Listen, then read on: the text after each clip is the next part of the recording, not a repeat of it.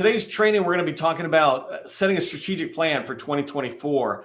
It's best to set this in 2023, but it's never too late to set it again. And it's also something you can repeat in 2024 for 2025, so keep it in mind. Benjamin Franklin said a long, long time ago, he's been gone for a while, that failing to plan is planning to fail. Failing to plan is planning to fail. And the idea behind this is just so really basic. I love quotes and tips like this that are the minute somebody says it, you're like, oh my gosh, it makes so much sense. If I fail, if I don't plan, then I'm kind of planning and setting myself up for failure, right? And the idea, the way I like to equate it towards our strategic plan, and the reason we're doing this training is I like to say, if I change his quote around, I say, don't let success happen to you, make success happen, right? Don't let success happen, make it happen. Take control over your success, your future, your company's success, and you're going to have what you're looking for. So one thing I did want to mention is that we all need strategic plan. It doesn't matter what stage your business is at, whether you're just getting started, whether you're a $10 million firm, or whether you're a $100 million firm or getting ready to graduate small to large, Freudian slip there. But my point is everybody needs a strategic plan. What's in the plan, the numbers you set, et cetera, might change, but still the plan in government contracting, it's the same for a small business all the way up to a large business. You decide what we can do. That's the whole idea. And that's what we're going to talk about today. So, as we move forward, I call it a 30-minute strategic plan because literally I'm going to teach you in 30 minutes. That's all the time I have. But I'm going to teach you in 30 minutes about how to create a strategic plan. And the idea also is I want you to minimize the amount of time it takes to create a strategic plan. Too often I see people spend weeks and months preparing for a plan. I'm like, stop it. Just spend a day at most and go, this is our plan. And so today I'm going to cover down on what is a strategic plan. When I say a strategic plan, what is that and why should we have one in place? And then fundamentally, these next 4 bullets that you see are the plan, right? And so I'm going to talk about strategic plan includes your revenue goals. So setting that goal, determining who do we sell to and what do we sell? And then fundamental to the success of anything, especially in government contracting, are relationships. And so a strategic plan will talk about what relationships are needed. And so that's what I'm going to cover down on in today's training.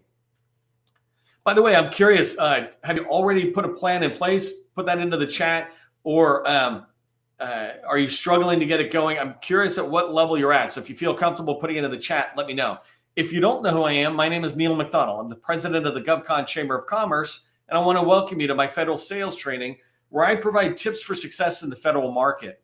I spent 20 years in the federal market as a small business owner, and since 2018, I've been teaching people like you that government contracting is not a secret, it's just a process. When we follow a process A to Z, we're going to have repeatable, predictable results. And that's what I want for your business. I'm sure that's what you want out of 2024 is repeatable, predictable success.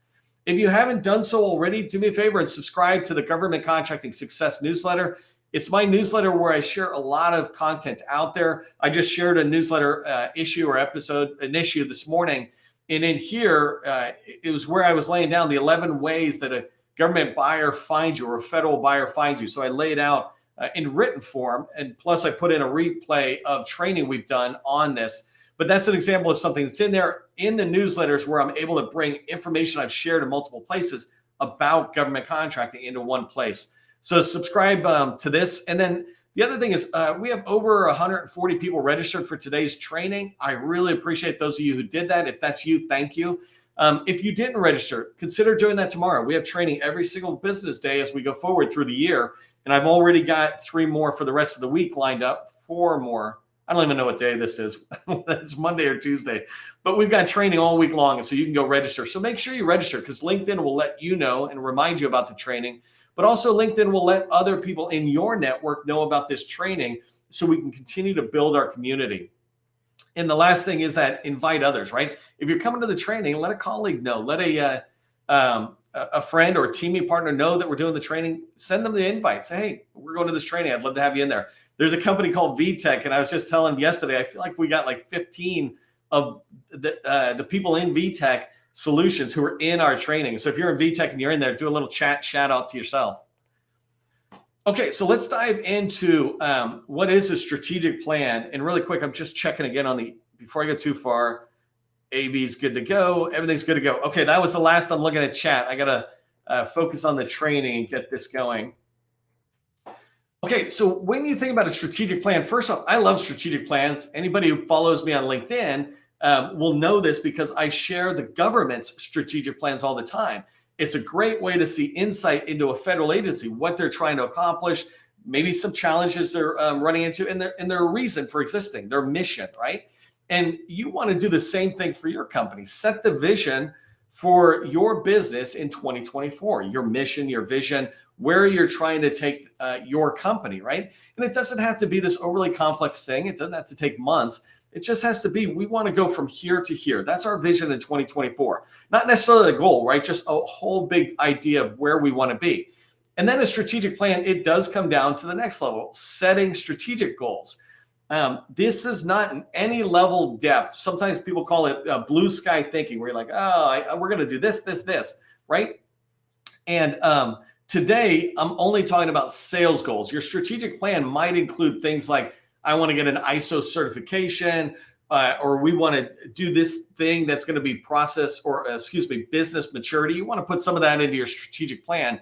But what I focus on is federal sales. And so I'm only focused on a strategic set of goals that are around sales. And then the last thing is, in your strategic plan, you want to break that down one level. So there's some objectives. There's a little bit of depth to those goals. So when you're looking at it, you can see it. I'm going to show you at the very end of this training that I use a one-pager to have a strategic plan right in front of me. It's a wheel. I can put it on the wall, and at all times I can look and go, okay, I'm tracking on all this. Oh, you know what? I'm doing not enough on this part. Let me bring that up next week or next month. So those goals and objectives are on that wheel, and it's your strategic plan on one page. The last thing I put, and it's pretty ironic that I put one goal here, but a minute ago I said goals, but this is a bigger idea. The reason you want a strategic plan is so that you, if you're the entire team, or people in your company, if your company is 10 or 50 people, a couple hundred people, right? You want to have this came from Ford. Alan Mulally, I think is his name, former CEO from Ford. But he said, he introduced this idea of one team, one plan, one goal. And it was one of my most favorite quotes that I heard, because one team is, look, we're all on the same page. I was working with a customer today who we're going to be supporting 15 or so back office people. That's the back office people. Then they have billable people. That's one team. We want to bring everybody together as one team and let them know we're following one plan, this strategic plan. And we have this one overarching goal. And I'll show you in the last slide where I show you the wheel. But fundamentally, that one goal could be this growth step forward for our company from here to there. And so that's why we want a strategic plan in place, is so that when we talk among leadership, we're all on the same page. When we're trying to talk to our staff and the people who support us, we're able to clearly communicate where we're trying to go, where you're trying to go in 2024. When you have it written down, it makes it so easy to communicate. So really quickly, let's just talk about what a strategic plan is not. And I think this part here is why people get caught up on taking weeks and months to build a strategic plan for 1 year. Right. And by the way, a 5-year plan for a business is set your goal at 5 million, then 10 million, then 50 million. But really, a 5-year plan should still be in the general same area of what you're doing. And I'll show you what I mean later. But the problem people have sometimes, and you may run into this, is you start thinking about all the how. If you say, I want to go from here to here, and you start thinking about the how while you're creating your strategic plan, you're going to get bogged down. Who cares about the how? Right? I know the how's important. I get the how's important. But when you're setting a strategic plan, it's not about the how. It's about the where. Where are we going? It's about the vision of where we're taking the company, right? So it's not about the how, and it's not about the details of breaking everything down. If I say I'm going to get $1 million in the Army, it's like, well, what opportunities? Who cares? That's the pipeline. We'll deal with that later. Right now, we're saying we are getting money from the Army. And then the last thing, in my opinion, that the strategic plan should not be is many pages. Personally, I don't think it should be more than 1 page, but it sure should not be more than 2 or 3 pages, because anything more than that, is an exercise in futility. Nobody will read it. Nobody will remember it, even if they do read it, right? When you think about throughout the whole year, who's going to come back to that strategic plan over and over and go, let me go through, let me look at all these pages. They're not. But if you have it on one page, it's on a wall, and you begin to get people encouraged to put it on the wall and to every morning start their day going, yep, there's our plan. Let's get going. One page really drives it forward. So strategic plan in business in GovCon, I believe, should just be one page, not many pages. Okay, so let's start diving into what's in the strategic plan, right? And by the way, I'm taking what I would do for 8 hours. People would bring me in, engage me in their company for an 8-hour dive into creating a strategic plan for them. I'm doing that all in like 20 minutes, 25 minutes here, right? So I'm going to be moving forward fast. If you got questions, let me know. I've done multiple trainings on how to set strategies, so you can go back and look at those as we go forward. So the first thing is you want to set your revenue goal. To me, that's fundamental. Yes, you like to do good work in the company, and yes, you want to do these other things, but a for-profit business's job is to make profit and to make money. And so what I do is I like to determine the goal. If I'm a $3 or $4 million company, I say $5 million. That's where I want to be. I'm $2.5 million. I'm going to be at $5 million in 2024. So when you set a goal, $5 million revenue goal, it drives every other goal, every other decision that you're making, because you look at that 5 million and go, well, how's that break down? And I'll show you. One thing I would like to encourage you to do is to focus on always making progress towards your goal instead of always feeling like a failure. The way you do this is to don't think about 2024 as an example. Don't set $5 million and say, I must or we must get $5 million in revenue by the end of 2024. If you do that, like that's an investor way of thinking, right? They don't figure out the momentum through the year. They just say, by the end of 2024, I want $5 million in revenue. I'm going to report to the IRS, we made $5 million in revenue this year.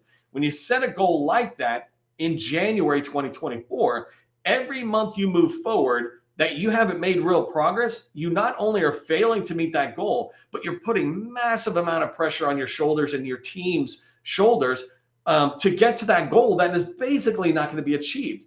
But if you say, I want to be at a $5 million run rate, is what I like to call it, right? If I want to be a $5 million company by the end of December 2024, what that means is I'm at a monthly recurring revenue of 600,000, I think, if I do my math quickly, right? I want to be billing $600,000 a month. If I'm billing $600,000 a month, then I'll be a $5 million company, right? And then next year, I guarantee we'll be telling the IRS I made $5 million, but now I'll set a new monthly recurring or annual recurring revenue rate. And so I call it a run rate, right? It's something to pay attention to, is when you take that $5 million goal you have, then turn it into a monthly recurring revenue goal. Because one last way of looking at it, think about outside of a bank and they got a fundraiser going on in your local town. And as more and more people donate, the number, that thermometer keeps going up and that red line keeps going up. And the idea is everybody in town, when they drive by, can just keep seeing progress. But if you look at it a different way, you don't see the progress and you feel like a failure, right? If the only thing you have is we made 5 million and we didn't make 5 million, that progress thermometer never goes up. It either hits the goal or it misses it. And for the whole year, because we didn't hit it yet, we feel like we're failing. So avoid that pressure on yourself. The other thing about a revenue goal is make sure it's realistic. Too many people set unrealistic goals. They're not making any money at all. They go, I want to be a $5 million firm. I'm like, me too, right? That'd be nice. I talked with a company this morning. It was funny. They reached out and they wanted to work with us or explore working with us. And they said that they're a $1 million company and their revenue goal for 2024 is $25 million. I was like, hey, I'd love to work with you. You're kind of a target customer of ours, but that revenue goal is unrealistic. So, we're not gonna do it. And they wrote back, oh my gosh, that was supposed to be 2.5, right? And that is a very realistic goal for a company of this size and this capability to do 150% growth, right? 1 million to 2.5 million.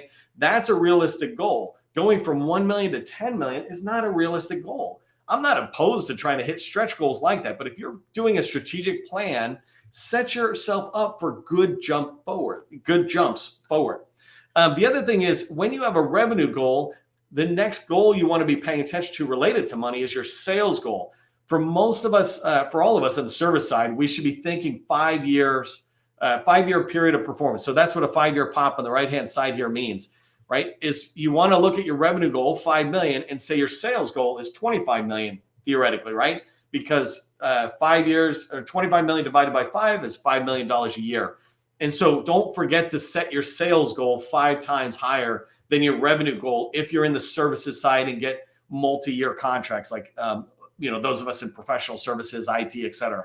And the last thing is, as you're setting your revenue goals, look at the 3 revenue streams. I have a whole separate training on this, but the 3 revenue streams are subcontracting under a small, prime contracting with an agency, is subcontracting under a large. When you're at the right stage, you should be making money from each one of them. So set a revenue goal for each one of them. And for many of us, it's 0 for large subcontracting. It might even be 0 for prime contracting. You're a brand new company under $3 million. I would set all of your revenue goal on subcontracting under small businesses. Companies that are like 100 million, 80 million and below that are still small, right? And so there's a lot of $10, $20 million firms that you can team up with. But set those goals for all 3 revenue streams so you know, and I'll show you in a minute, when you have that on your one pager, you know where you're getting that money from. By the way, just if you're engaging in the chat, I'm curious on some questions. If you have set a revenue goal, you don't have to tell me what it is because most people will not. But have you set a revenue goal for 2024? Do you know how much money you want to make in 2024? And the other thing to keep in mind is if you don't know that, then how can you make it? Like how will any of the activity matter, right? So make sure you set that goal. That way you understand what your activity is leading to. So the next thing you want to be asking is, what do you sell? Right. And if you're saying how much do we want to make, here's our revenue goal. The next thing in your strategic plan is, what do we sell? You have to double down on making sure that you have a clear, focused offer. This is what you sell. It's easy for people to understand and it's niched down and focused. We call that a clear, focused offer. We also call this a core competency. Your core competency needs to be niched down. It needs to be your specialty. And that's why I say, what are you best at? Right? When you think about what you're doing, what are you best at? What are you getting paid for is another way to say what you're best at, right? That third bullet, and I put, I should have put W-2, not WS, but W-2, 1099, subcontracting, and prime. I don't care where you got paid for it. If you're just getting into government contracting, you might be looking at where you've been getting paid, W-2 or 1099 as a consultant. If you've already been in a little bit, maybe you're doing subcontracting or you're prime contracting. But look at where you're making money as an employee, as a government contractor, whatever. What are you getting paid for? What could you go get a job for? And you should really consider that's what we sell, right? That's what we're best at. The other thing to keep in mind is if you do several things that you're kind of good at and they're related, maybe in construction, you got multiple things. Like we had a customer who was doing elevators and flooring and painting and some of these other things. And when we had the conversation with them, elevator profit margin was much higher. And as we had the conversation, through that conversation, they went, you know what? I'm going to double down on elevators. And because they did, they were able to drive forward in that next year towards whatever they were trying to achieve, saw a lot more opportunities related to a higher profit margin. Again, right? We're in a for-profit business. I'm not trying to make us money hounds, but a for-profit business should be making money so that we can pay ourselves, pay our employees, be good in our community. The last question I have for you, just on what do you sell, right? If you think you have a core competency that is a clear, focused offer, have you niched down enough, right? Have you niched down from constructions to like elevators?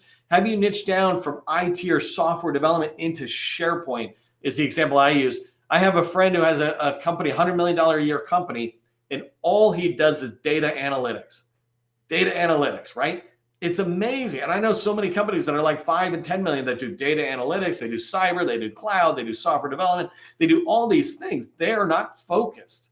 But when you focus, you have the ability to grow a $100 million company in elevators, in sign language, in data. So think about your offering and make sure it's niched down enough. The next thing is you want to understand who your customers are going to be. So how much do we want to make is the revenue goal? What do we sell? Now, who do we sell it to? So who are your customers going to be? Remember that I talked about there's 3 revenue streams. Those are your customers, right? Small businesses are your customer when you're subcontracting. Larges are your customer when you're subcontracting. And then obviously the agencies. So pick a target agency, right? You want to pick one agency. In my opinion, if you're not above 5 million, 10 million, staying in one agency is perfect. I advise people who've got traction in the Army to just go all in on the Army. Give you a quick example. If you're an 8A company, the Army last year, or ID is 2022 full data, but in 2022, the Army did $2 billion set aside or sole sourced to 8A small businesses.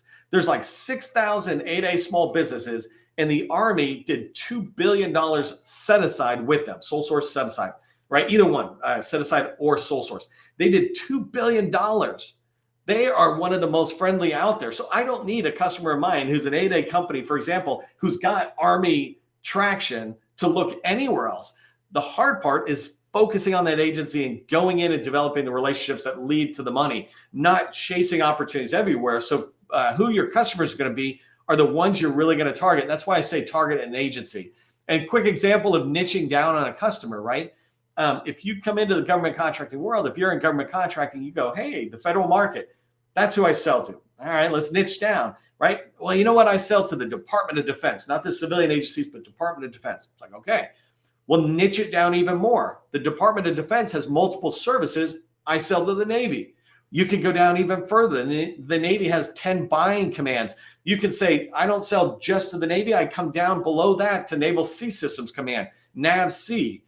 So I'm working my way down. Inside of NAVSEA, the warfare centers, naval undersea warfare centers and naval surface warfare centers, they spend billions. They have billions in spend out there, and a ton of it was smalls. I could niche down even further, especially if I have specialties that they need, right? They're really looking for emerging technology and some of these other services. You can go in and look at it, but any agency you look at, you can begin to go, how can I niche down?